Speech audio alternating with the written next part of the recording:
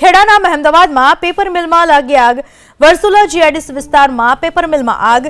Shri Narayan craft મિલમાં આગ લાગતા દોડધામ મચી ગઈ. મિલના ખુલ્લા કમ્પાઉન્ડમાં પેપરના રો મટીરીયલ આગ લાગી ગઈ છે.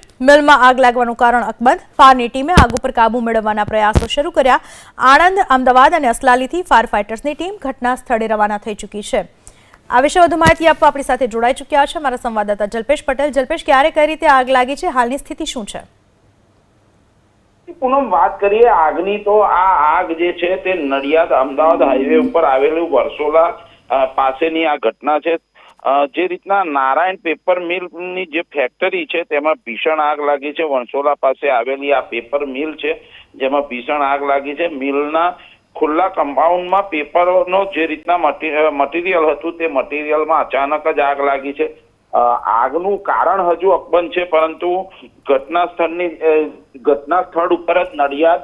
જલ્પેશ, આપને અટકાવવા માંગીશ. હાલમાં ફાયર અધિકારી દીક્ષિતભાઈ આપણી સાથે ફોન લાઈન પર જોડાઈ ચૂક્યા છે. દીક્ષિતભાઈ, જે આગ લાગી છે, કઈ રીતે આગને બુઝાવવાની કામગીરી થઈ રહી છે, શું લાગી રહ્યું છે, કેટલા સમયમાં આગ કાબુમાં આવી શકે છે? અહીંયા વરસોલા ગામે નારાયણ ક્રાફ્ટ પેપર મિલ છે.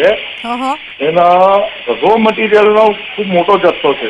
બરાબર. એની અંદર આગ લાગેલી છે અને એ જથ્થો ખુલ્લામાં છે. બરાબર. અને અત્યારે ચારે બાજુથી ફાયર ફાઇટિંગની કામગીરી ચાલી રહી છે. નડિયાદની બે ગાડીઓ છે, વોટર બાઉઝર, આણંદના 2 વોટર બાઉઝર છે, અમદાવાદ ગજરાજ છે, ખેડા અમદાવાદના મિની ફાયર ટેન્ડર છે. આમ કરીને ચારે બાજુથી અમે પાણીનો સતત મારો કરી રહ્યા છીએ. પ્લસ અહીંયા જે એમના બોર ને પાણીની આ વ્યવસ્થા છે જે કન્ટિન્યુ સપ્લાય સાથે અમે ફાયર ફાઇટિંગ કરી રહ્યા છીએ.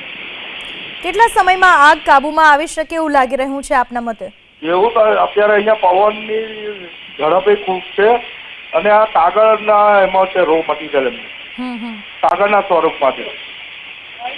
કાગળ છે, પણ સાથે કોઈ કેમિકલ પણ એમાં હશે કે કેમ? અને આપે જે જણાવ્યું આગ બહારના ભાગમાં લાગેલી છે, તો અંદર અને આસપાસના લોકોને ત્યાંથી દૂર હટાવાયા કે કઈ રીતની કામગીરી કરાઈ રહી છે?